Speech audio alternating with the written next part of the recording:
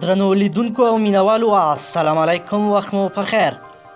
د ټاکنو خپلواک کمیسیون مشرې حوا عالم نورستانۍ د صبر کاسه نوره ډکه شوه او رسنیزې ناستې ته په خپله وینا کې د ثبات او همپالنې ټاکنیز ټیم پر مشر عبدالله سختې نیوکې وکړې. هغې وویل چې عبدالله هیڅ دلیل نه مني او همدا یوه خبره یې ټینګه کړې ده چې نه یې منمه. ولایتونو کې مرکزونه تړلي دي، نو که داسې وي دا خو بیا انتخابات نه شو بلکې مذاکرات شو. هغې وویل نه یې منم چې ته یې نه منې، نو زه څه وکړم؟ د افغانستان د ملت ته زه څه ووایم؟ د ولایتونو دي راته هلته تړلي دي، دلیل مې نه منې، تفتیش مې نه منې، بیا شمیرنه مې نه منې، د انتخاباتو نتیجې ته اجازه نه راکوې، نو دا خو انتخابات نه شو، دا خو مذاکرات شو. راشه ته کښېنه، رئیس د کمیسیون شه، ټول کمیشنران شئ، په خپله یې جوړه کړئ او خپله یې ورکړئ. هغه وایي چې په دې وطن کې د ډیر بد حالت روان دی. خلک ډوډۍ نه لري، خلک له هیواده تښتي، خلک معاشونه نه لري، خلک سرمایه نه لګوي او ټول خلک ماته ګوتې نیسي ځکه چې هغوی پایلې غواړي. نو زه ورته څه ورکړم؟ هغې عبدالله ته وویل چې زه به ناسته یم، پایله به نه اعلانوم، خو ته به تر کومه پورې دا ولایتونه وتړې، خو خلک زما نه پایلې غواړي او سبا به په ما پسې 15 میلیونه خلک راپاڅېږي، نو به بیا زه څه ورته ځواب ورکړم؟ هغې په جذباتي اندازه ټاکنیز ټیمونو ته وویل چې خدای او رسول ته وګورئ، په دې ملت رحم وکړئ، په دې ټاکنو د دې ملت پیسې مصرف شوي، د نړیوالو پیسې پرې مصرف شوي دي، انتخابات نه منو، مذاکرات جوړ کړي دي، د خدای لپاره بس کړئ چې دا نتیجه خلکو ته ووایو. هغې وویل ملت ته وویل چې نور مې صبر ختم شو ځکه زما تخنیکي کار ټول خلاص شوی دی، زما یوازې یوې بټنې ته کار پاتې دی چې بس نتیجه اعلان کړم. ملګرو، د افغانستان ټاکنې تر بل هر وخت جنجالي شوي دي. پرون نورستانۍ د ثبات او همپالنې ټیم سره سخته شخړه وکړه او ورته یې وویل چې زه نتایج اعلانوم، لاس مو خلاص چې څه کوای شئ ویې کړئ. ملګرو، له دې نه معلومیږي چې نورستانۍ او کمیسیون د ثبات او همپالنې ټیم لخوا سخت د فشار لاندې ده. ملګرو، عبدالله خپلو ټولو پلویانو باندې غږ کړی دی چې څه ورته ویلي دي، راځئ چې ویې ګورو.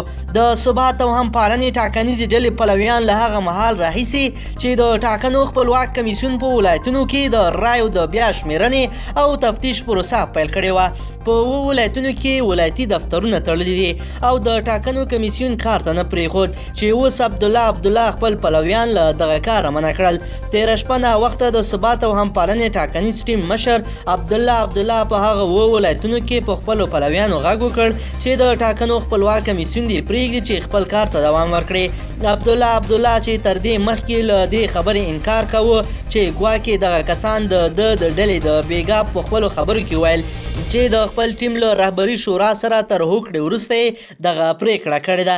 عبدالله ویل چې دا کار د دې لپاره کوي چې د ټاکنو کمیسیون ته د شفافیت نه کولو لپاره بله پلمه ورپاتې نه شي.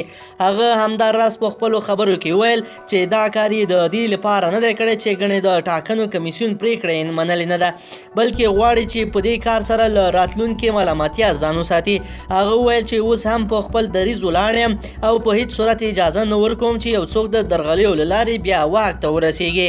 د یادولو ده چې له تېرو څو ورځو راهیسې د ولسمشریزو ټاکنو د لومړنیو پایلو اوازې خپریږي، خو لا هم دا پایلې نه دي اعلان شوي. تېره ورځ د ټاکنو کمیسیون هم د ثبات او همپالنې ډلې نه غوښتي وو چې په دغه ولایتونو کې د دوی کار مخه دې نه نیسي او دوی دې خپل کار ته پرېږدي. همداراز د ټاکنو خپلواک کمیسیون مشرې حوا عالم نورستانۍ دا هم ویلي دي چې له ټاکنو څخه مذاکرات جوړ شوي دي او ټاکنیز ټیمونه دي د دوی صبر نور نه ختموي. د افغانستان خلکو لپاره لوی اخطار. ملګرو، که چیرې مو ډېر ضروري کار نه وي نو کوشش مه کوئ چې بیرون بې ځایه وګرځئ او خپل ماشومان مو مکتب ته او کورسونو ته ځي نو حتما یې څارئ، لږ چې ناوخته کړي نو حتما یې پوښتنه کوئ. ملګرو، افغانستان کې جنجالي انتخابات پایل اعلانېږي، نو د هغه لپاره یو غټ پلان موجود ده چې خدای مه کړه تاسو ته څه مشکل در ورسیږي. راځئ چې راپور وګورو څه کیږي او څنګه ځانونه وساتو. د پلازمینې کابل په ګډون د افغانستان په ځینو لویو او وړو ښارونو کې امنیتي ځواکونو ته د لومړۍ درجې امنیتي تدابیرو امر شوی دی. د پلازمینې کابل پر ګډون د ډېرو ولایتونو په لارو کوڅو او لویو واټونو کې امنیتي ځواکونو د نور کال په پرتله ډیر زیات لیدل کیږي. ځینو سرچینو رسنیو ته ویلي چې امنیتي ځواکونو لا وړاندې د ټاکنو د لومړنیو پایلو د اعلان لپاره امنیتي تدابیر نیولي دي او د هر ممکنه خطر د رامنځته کېدو لپاره چمتو دي. تېره ورځ د ټاکنو خپلواک کمیسیون اعلان وکړ چې ډیر ژر به د ټاکنو لومړنۍ پایلې اعلان کړي. کمیسیون د اعلانېدو نیټه د چهارشنبې ماښام ښودلې وه. د ټاکنو خپلواک کمیسیون یو ویاند ذبیح الله سادات رسنیو ته ویلي وو چې له هغه اووه ولایتونو پرته به د ټاکنو لومړنۍ پایلې اعلان کړي چې د رایې د بیا شمېرنې بهیر پکې ودرېدلی و. ښاغلی سادات زیاته کړه چې د ټاکنو لومړنیو پایلو په اړه ټولې حقوقي او تخنیکي چارې بشپړې شوي دي او په اړه یې راپور د ټاکنو خپلواک کمیسیون کمشنرانو ته لیږدول شوی دی. یوازې دا چې کمشنران یې وګوري او لومړنۍ پایلې اعلان کړي. د ټاکنو خپلواک کمیسیون یو کمشنر مولانا عبدالله رسنیو ته ویل چې د 24,000 محلونو لومړنۍ پایلې اعلان ته چمتو دي. داسې ویل کېږي چې د ټاکنو د خپلواک کمیسیون مشر اول نورستاني هم هغه راپور تایید او امضا کړی چې د لومړنیو پایلو په اړه و. دا په داسې حال کې ده چې د ثبات او همپالنې ډلې مشر عبدالله ګلبدین حکمتیار او رحمت الله نبیل ته په خپلو څرګندولو ویلي وو چې د کمیسیون لخوا د لومړنیو پایلو اعلان ورته د منلو وړ نه دی او که کمیسیون پایلې اعلان کړي دوی به سخت لاریونونه وکړي. بل خوا بیا د ثبات او همپالنې ډلې مشر ډاکټر عبدالله تازه له نیویارک ټایم سره په ورځپاڼې سره داسې یو مرکه کړې وه چې که ولسمشر غني په عادلانه ډول ټاکنې وګټي دی به ورته مبارکي ورکړي. دا په داسې حال کې ده چې تېره ورځ د نوماندانو شورا په یو مطبوعاتي کنفرانس کې رسنیو ته ویل چې که د ټاکنو کمیسیون پایلې اعلان کړي دوی به یې نه مني. دوی په کمیسیون تور پورې کړ چې د یوې ډلې په ګټه کار کوي او 3,000 باطلې رایې د پاکو رایې په سیستم کې داخلې کړي دي. د یادونې وړ ده چې د روان کال د تلې د میاشتې په 6مه نیټه ولسمشریزې ټاکنې ترسره شوي او د ټاکنو خپلواک کمیسیون ژمنه کړې وه چې د دې میاشتې په 20مه به لومړنۍ پایلې اعلانوي. خو دا ځلې د ټاکنو لومړنیو پایلو د اعلانېدو راپورونه خپاره شول خو بیا بې پایلې وځنډېدل. ملګرو د افغانستان تاریخ کې اوږدترین انتخاباتو پایلې چې هغه هم همدا انتخابات ول. 2 میاشتې کېږي چې خلکو سره د سختو ګواښونو د رایې صندوقونو تر شا ودرېدل او رایې ورکړه چې دا د ولس د مینې څرنګوالی کوي. حتی چې دوی د حکومت نه خفه هم ول خو بیا هم دوی خپلې رایې ورکړې. خو خبره دلته ده چې د ولس په رایو تل معامله شوې ده او ولس غولول شوی ده. 2 میاشتې کېږي وایي چې نن یې اعلانوه او سبا اعلانوه. خو ملګرو بالاخره یو ښه خبر درته لرو. ویډیو تر اخره وګورئ چې ځانونه پرې خبر کړئ.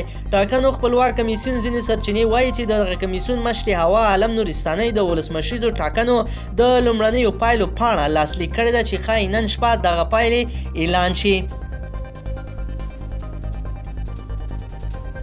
دغه سرچینې رسنیو ته ویلي دي چې هوا عالم نورستاني د ولسمشریزو ټاکنو لومړنیو پایلو د اعلان پاڼه لاسلیک کړې ده خو دا پاڼه د کمیسیون د نورو غړو لاسلیک ته پاتې ده چې د هغوی له لاسلیک وروسته به لومړنۍ پایلې له ملت سره شریک شي. د سرچینې په وینا نن د ټاکنو خپلواک کمیسیون مشر او غړي ناستې لري چې ښایي تر دغه ناستې وروسته نن شپه لومړنۍ پایلې اعلان شي. همداراز پر ټاکنو د څار بنسټونه بیا وایي چې د ولسمشریزو ټاکنو د لومړنیو پایلو د اعلانولو نه مخکې د شکایتونو ته لاسرسی وشي او هغې ته د حل لار پیدا شي. دا په داسې حال کې ده چې نن د ثبات او همپالنې ټاکنیز ټیم مشر عبدالله له یوې بهرنۍ رسنۍ سره په خپله مرکه کې ویلي دي که چېرته غني عادلانه ډول رایې وګټلې نو هغه به ورته مبارکي ورکړي. خو پرون ورځ بیا عبدالله د ټاکنو خپلواک کمیسیون دغه خبرې په غبرګون کې چې ویلي وو 2 ورځې کې دننه به لومړنۍ پایلې اعلان کړي. په خپله فیسبوک پاڼه لیکلي وو چې که د ټاکنو کمیسیون د دوی غوښتنه او پوښتنو ته ځواب ورنه کړي او پایلې اعلان ورکړي نو دوی به یې ونه مني او پر وړاندې به چوپ هم پاتې نه شي. ملګرو د عبدالله سور هم نه ده معلوم. کله وایي غني ته ورځم بیا پوسټ وکړي بیا وایي چې زه یې نه منم. د په سور هېڅ نه پوهېږي چې دی څه غواړي. ملګرو دی غواړي چې د انتخابات 2م راوند ته لار پیدا کړي. درنو لیدونکو که چیرې غواړئ چې له ورته تازه مهمو او لنډو پیښو څخه ځان خبر کړئ زموږ چینل سبسکرایب کړئ او ویډیو در سره لاک کړئ. ملګرو عبدالله غواړي چې انتخابات 2م پړاو ته لار پیدا کړي. نو که چیرې انتخابات 2م پړاو ته لاړ شي نو دا د انتخاباتو ټاکنې کېدل د هیواد بحران ته لاره تګ ده. عبدالله نه دې څخه معلومیږي چې د افغانستان نفع د افغانستان منافع ورته مهمې نه دي او دی خاص غواړي چې بهرانیانو ته کار وکړي او ځان ته کار وکړي او هغه خلک له ده څخه چې چاپېر دي یو یې هم د هیواد په ګټه نه دی او د هیواد ګټې ورته مهمې نه دي. ملګرو نو زموږ چینل در سره ضرور سبسکرایب کړئ او ویډیو لایک کړئ تر څو زموږ هر نوې ویډیو تر تاسو ضرور در ورسیږي.